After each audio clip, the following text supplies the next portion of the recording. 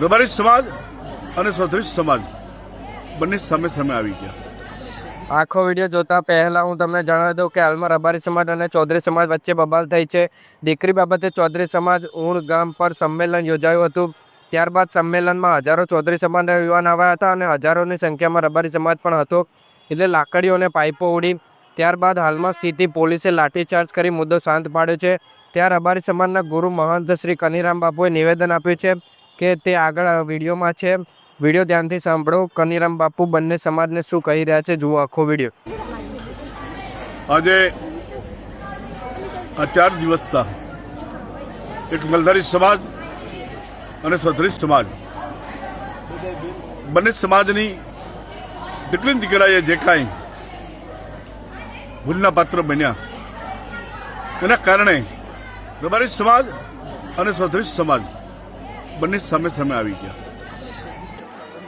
એક ધર્મ તરીકે, એક જગતગુરુ તરીકે, એક સાધુ તરીકે કહું છું કે સમાજ મને એક ભૂલના પાત્રમાં આખો સમાજ બંને સમાજ વખોડાઈ ન જશો।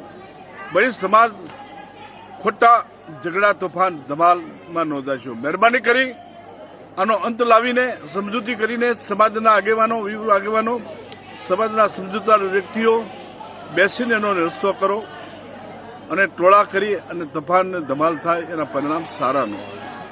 મારી ખાસ ચૌધરી સમાજને અને રબારી સમાજને મારી એક વિનંતી છે ખાસ। મારે તો રબારી સમાજ છે, ચૌધરી સમાજ છે, તમે તો ધર્મના વડા છે એટલે તમે બંને સમાજ છો। એ સમાજને મારી વિનંતી છે કે ખોટા ટોળા અને ખોટા એકાબીજા દૂષણ ન થશો, ક્રોધમાન ન થતા અને આના 5 પછી આગેવાનો ચૌધરી સમાજના, 5 પછી આગેવાનો રબારી સમાજના અને ઇનકેસ અમારી કાંઈ જરૂર પડે તો અમે પણ તમારી પાસે તમારી સાથે છીએ। પણ ખોટી ખરોડ કરીને બંને સમાજ વગોવાઈ જાય છે, બંને સમાજની ખોટી એકતા તૂટે છે અને સમાજમાં ખોટું રોહ થાય છે। બંને સમાજને એ રોહ મટાડો એકતાથી, સમજૂતીથી અને સમાજના ડાયા માણસો વિરુદ્ધ આગેવાનો ભેગા બેસી અને આનો એક કોઈ પણ રસ્તો કાઢી અને સમાધાન ઉપર આવો એટલી મારી સાધુ તરીકે, ધર્મ તરીકે, ધર્મગુરુ તરીકે મારી વિનંતી છે। મારી સમાજને ખાસ કહું છું, તમે પણ આની અંદર ખોટા ન થાજો।